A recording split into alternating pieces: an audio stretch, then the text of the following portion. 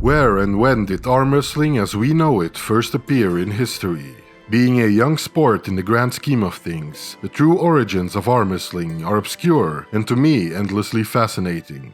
I am the Arm Historian, and today I'll be your tour guide as we look at the origins of arm wrestling in the very first episode of The Full History of Arm Wrestling.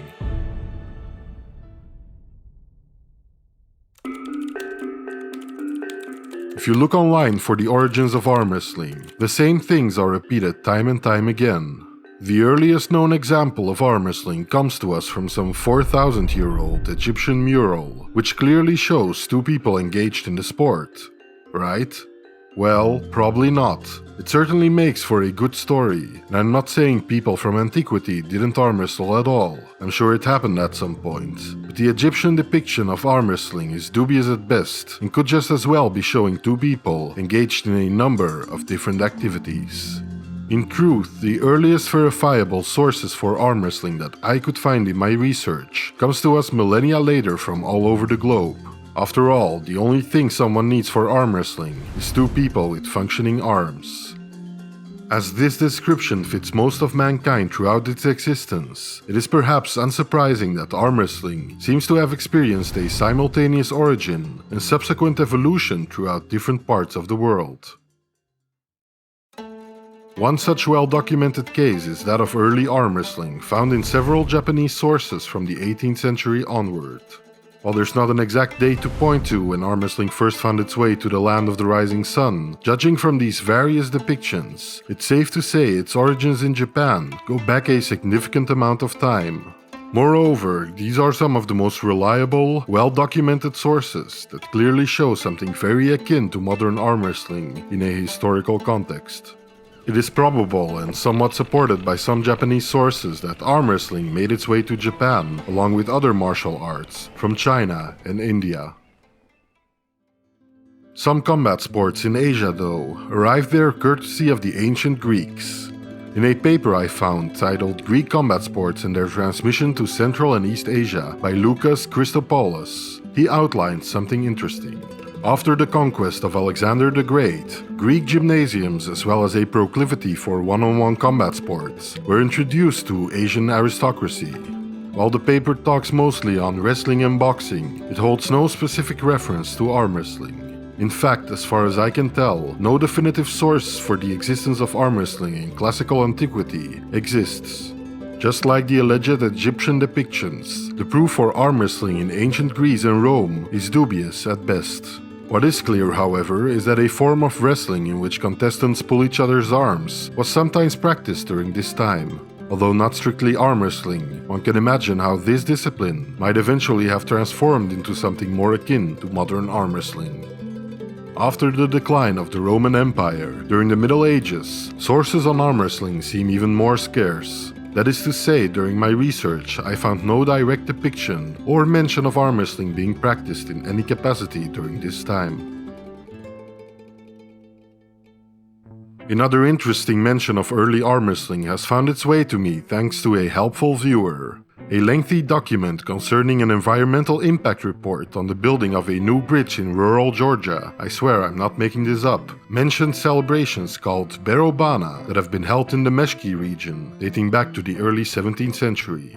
The source claims, amongst other activities, arm wrestling was also practiced during these celebrations.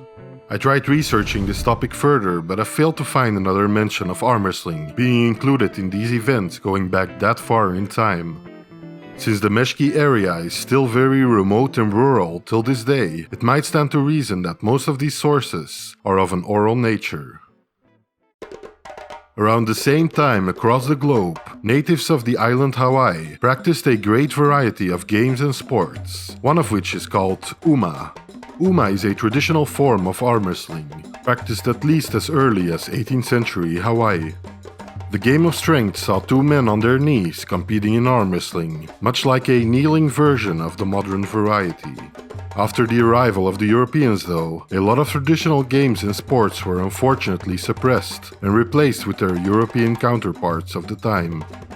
However, centuries later, Hawaii would see a strong revival movement of their traditions. Because of this, Uma and Pa-Uma, a standing-up version of Hawaiian arm wrestling, regained popularity amongst locals.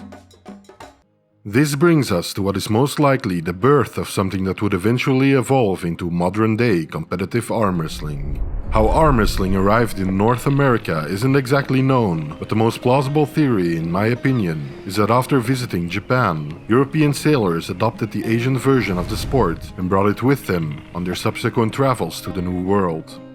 One such instance is referenced by Edward Sylvester Morse. Edward was an American zoologist, archaeologist, and orientalist from the 1800s, who had intimated to one of his contemporaries that Spanish and Cuban sailors would often practice a form of arm wrestling, where they planted their elbow and had to keep it steadfast on a coin.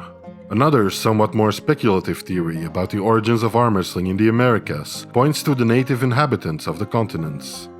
Although sources are scarce, the Lenape tribe is often referenced as one possible origin of arm wrestling. Perhaps because of this, from the early 1900s onwards, organizations like the Boy Scouts of America referred to the discipline as Indian arm wrestling.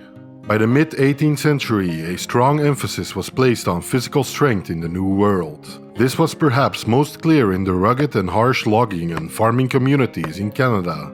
Quebec especially seems to have been a hotbed for burly men, showcasing feats of incredible strength. One of these feats was known as tirer au poignet, which translates to pull with wrists. The term was already in popular use by this time, confirming the popularity of the activity in the region. Perhaps unsurprisingly, this led to an emergence of a new discipline, a sort of traveling and oftentimes notorious strongman.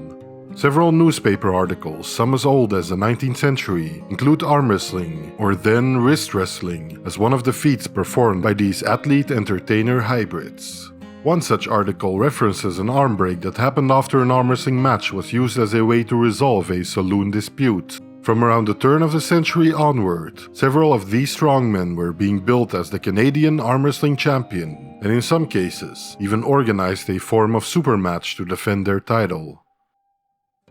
Although the very origins of arm wrestling are clearly mired in an era of obscurity, and as such are partly speculative, it is clear several cultures throughout the globe and time have rich ties to something very akin to modern-day arm wrestling. I believe it's safe to say some amalgamation of all these different forms of arm wrestling eventually led to the rise of the sport as we know it now. In the next episode, we turn our gaze towards the start of competitive arm wrestling during the 20th century, a period that is well documented and also extremely interesting. This episode was made in part possible by all the wonderful Armians and Fingerfolk, and of course everyone who helped support the channel in any way. Don't forget to hook the like button and subscribe for more arm wrestling content. Arm Historian, out.